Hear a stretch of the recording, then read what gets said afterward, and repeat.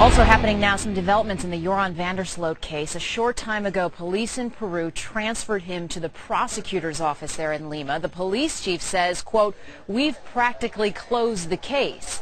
In the meantime, back in this country, the FBI's role is coming under some fire. Some say that van der Sloot should have been arrested after he executed an extortion plot in the month of May. He gave the Holloway family information about Natalie Holloway's body in Aruba in exchange for cash. He didn't know at the time the FBI was monitoring it all.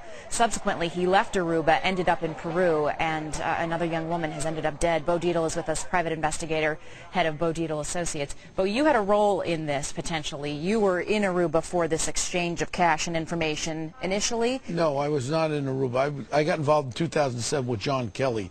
John Kelly then conferred with me when the email started. He's an attorney for the Holloway family. Right, for the wrongful death suit. And what happened was John was getting emails from van der Sloot and saying he wants $250,000 to show where Natalie's body was buried.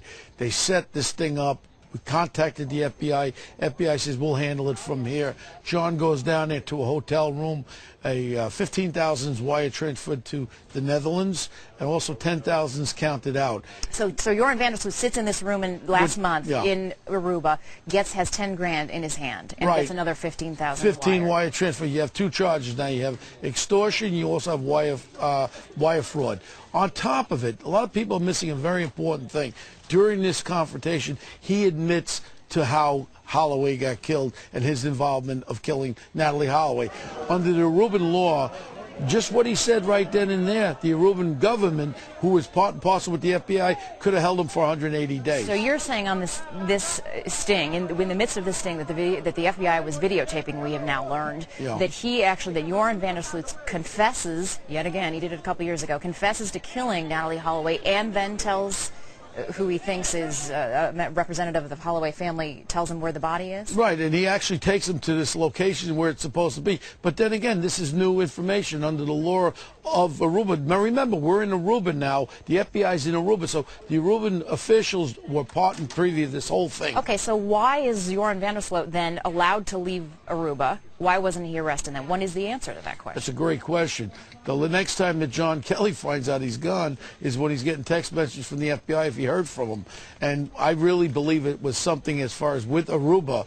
Now, you got to remember, Holloway's mother there, Natalie's mom, all she wanted was closure to try to find the remains of Natalie so she could have a proper burial. And it's horrible that way this creep did this again 5 years later. I just want to read for our viewers what the FBI has had to say about this. They say it was private money that was used. It was not federal money that they offered van der Sloot. It was the Holloway family money. And they say despite having been in motion for several weeks at the time of the death in Peru, this case in Aruba on Natalie was not sufficiently developed to bring charges prior to the time that Joran van der Sloot left Aruba. This is not due, the FBI says, to any fault on the part of the FBI or the U.S. Attorney's Office, where agents and prosecutors were working as hard as possible to bring this case to fruition when they learned of that murder in Peru. Last quick thought. Jane, real quick, this guy's been out for 5 years all over the globe. I think he's a serial killer.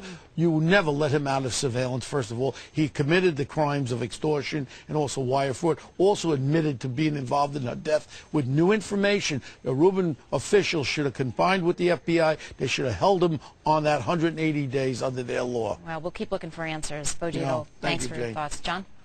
Bit of good news.